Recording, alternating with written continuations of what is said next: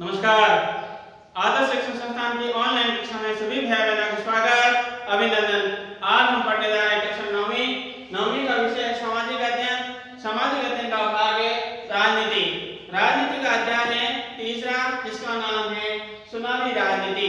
इस चुनावी राजनीति अध्याय में हमने पिछले कक्षा में पढ़ा था चुनाव क्या होते हैं, चुनाव क्यों आवश्यक होते हैं, चुनाव किस तरह से कराए जाते हैं, क्या चुनाव कराने आवश्यक है, चुनाव नहीं कराने की स्थिति में क्या होता है, चुनाव को लोकतांत्रिक चुनाव किस आधार पर कह सकते हैं कि सभी को मतदान का अवसर मिले, पर्याप्त मात्रा में उसका अवसर मिले, निष्पक्ष और स्वतंत्र रूप से चुनाव करने का अधिकार मिले, जहां भी जिस स्थान पर भी है उनको चुनाव करने का अवसर मिले, तो हम उसे कहेंगे लोकतांत्रिक चुनाव। इस तरह से चुनाव किस तरह से होते हैं, करने की क्या प्रणाली होती है, चुनाव प्रणाली किस तरह की होती है, उस तरह से पूरे क्षेत्र को जहां पर चुनाव होते हैं, जैसे पूरे भारत का चुनाव करना है लोकसभा के लिए, तो पूरे भारतवर्ष को लोकसभा में के क्षेत्रों में बांट दिया जाता है।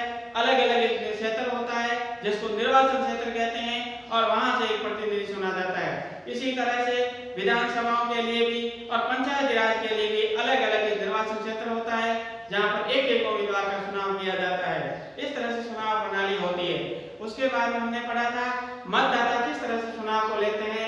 मतदाता अपने अलग अलग नजरिए से देखते हैं और अपने हित के लिए, अपने देश के लिए, हित के लिए चुनाव में भाग लेते हैं। यहाँ तक हमने पढ़ा था। आज जो हम पढ़ने जा रहे हैं अगला बिंदु जो हमारा है मतदाता सूची। मतदाता सूची किसे कहते हैं? जब चुनाव के लिए एक निर्वाचन क्षेत्र तय कर दिया जाता है तो उस निर्वाचन क्षेत्र में जो रहने वाले जो लोग होते हैं उन सभी लोगों को मतदाता सूची में शामिल किया जाता है। किन किन लोगों को शामिल किया जाता है? वे सभी लोग जो वयस्क होते हैं उनको शामिल किया जाता है। हमारे भारत देश में जो 18 वर्ष से जो अधिक लोग होते हैं उनका मतदाता सूची में नाम दर्ज करवाया जाता है और जो 18 वर्ष से अधिक हैं और मतदाता सूची में जिसका नाम है वो व्यक्ति मतदान कर सकता है। इस तरह से किसी भी तरह का चुनाव हो, चाहे लोकसभा का हो, चाहे पंचायत राज का, वार्ड पंच का हो, वही व्यक्ति चुनाव में भाग ले सकता है, वही मतदान कर सकता है जिसका वहां की मतदाता सूची में नाम दर्ज हो। तो इस तरह से जागरूक लोगों के लिए, जागरूक मतदाता के लिए आवश्यक है कि अपना नाम मतदाता सूची में दर्ज करवाएं। तो निर्वाचन क्षेत्र तय हो जाने के बाद मतदाता सूची बनाई जाती है जिसमें वैसे लोगों को शामिल किया जाता है और भारत में जो 18 वर्ष का हो गया है उसको वैसे माना जाता है और उसका नाम मतदाता सूची में दर्ज किया जाता है। उसके बाद अगला बिंदु है उम्मीदवारों का नामांकन। उम्मीदवार कौन व्यक्ति उम्मीदवार बन सकता है? जो भारत का नागरिक हो, उनकी नियमानुसार आयु पूरी हो गई हो, पागल और दिवालिया नहीं हो, न्यायालय के द्वारा पागल दिवालिया घोषित नहीं किया गया हो और उसे किसी भी तरह आपराधिक कार्य में दाखिल ना हो। इस तरह से ऐसा व्यक्ति जो हो, भारत का नागरिक हो, प्राप्त आयु हो गई हो, वो चुनाव में भाग ले सकता है। प्राप्त आयु से तात्पर्य अगर लोकसभा के चुनाव में भाग लेना है तो उनकी आयु कम से कम 25 वर्ष होनी चाहिए, राज्यसभा के चुनाव में भाग लेना तो 30 वर्ष होनी चाहिए, विधानसभा के लिए 25 वर्ष, इस तरह से लोग इसी तरह पंचायती राज में कम से कम 21 वर्ष की आयु होनी चाहिए। तो अलग अलग चुनाव के लिए अलग अलग आयु निर्धारित की गई है। वो पर्याप्त मात्रा में आयु हो गई है, मतदाता सूची में उसका नाम है, भारत का नागरिक है, दिवालिया पागल घोषित नहीं किया गया है या किसी लाभ के पद पर कार्य नहीं कर रहा है, ऐसा व्यक्ति वहां उम्मीदवार हो सकता है। ये उम्मीदवार किसी भी राजनीतिक दल से हो सकता है या किसी दल से नहीं है तो निर्दलीय भी अपना आवेदन कर सकता है।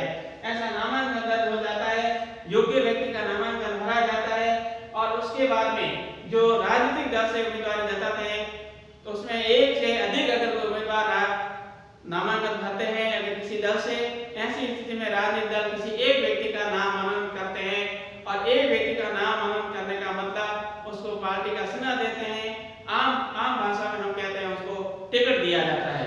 तो पार्टी के मनन के बाद और निर्दलीय के फार्म भरने के बाद जो फार्म भरने की अंतिम तिथि, उस अंतिम तिथि के बाद में उनको चुनाव करने के लिए, चुनाव में जीत हासिल करने के लिए, जनता के बीच लाने के लिए, प्रचार करने के लिए 14 दिन का समय दिया जाता है, अर्थात 2 सप्ताह का समय दिया जाता है।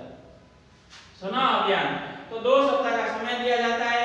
ये जो उम्मीदवार होते हैं जगह जगह जाते हैं, लोगों के बीच में जाते हैं, तत्कालीन सरकार अर्थात वर्तमान सरकार के बारे में, कमियों के बारे में बताते हैं, उनकी आलोचना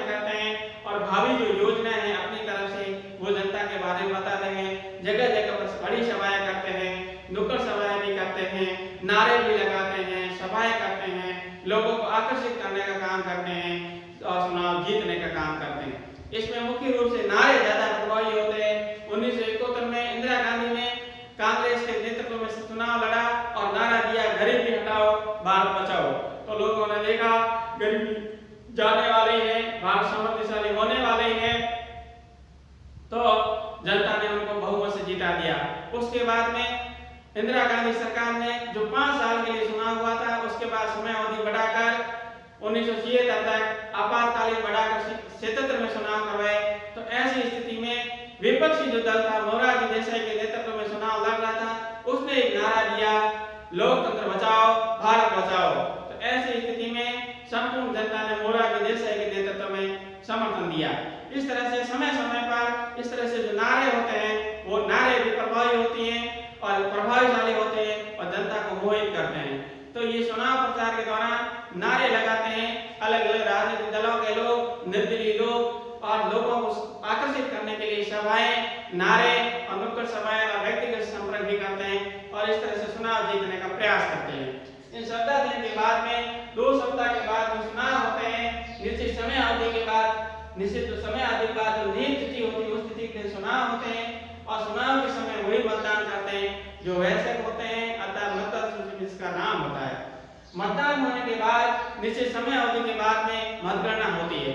मतदान होने के बाद जो चुनाव पेटिका होती है उसको सील कर दिया जाता है और निश्चित स्थान पर जमा कर दिया जाता है राज्य की सुरक्षा के नियंत्रण में।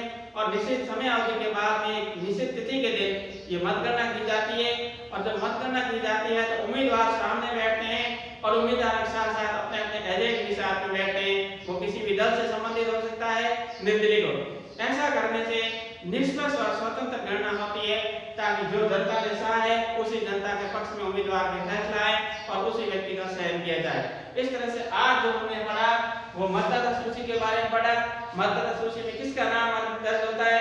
जो वयस्क होता है और उस क्षेत्र का निवासी होता है। अर्थात भारत में निर्वाचित क्षेत्र में रहने वाले जो 18 वर्ष हो गया उसका मतदाता सूची में नाम लिखा जाएगा, चाहे पुरुष हो, चाहे महिला हो, चाहे किसी भी जाति का हो, किसी भी धर्म का हो, चाहे अमीर हो, चाहे गरीब हो, चाहे किसी भाषा को बोलने वाला, उनका मतदाता सूची में नाम दर्ज किया जाएगा। और हमने क्या पढ़ा? उम्मीदवारों का नामांकन।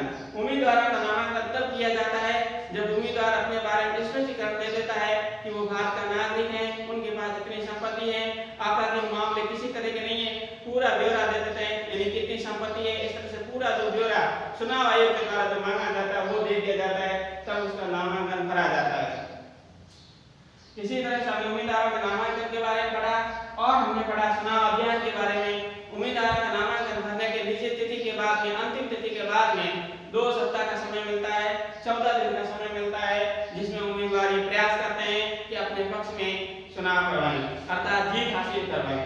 और इस तरह से उसके बाद मतदान होने के बाद मतगणना होती है। मतगणना उम्मीदवार से एजेंट शामिल होते हैं ताकि स्वतंत्र और निष्पक्ष इनकी गणना की जाए और जनता जिस व्यक्ति को चाहती है, जनता जिस उम्मीदवार का चयन करना चाहती है, उन्हीं की जीत हासिल हो।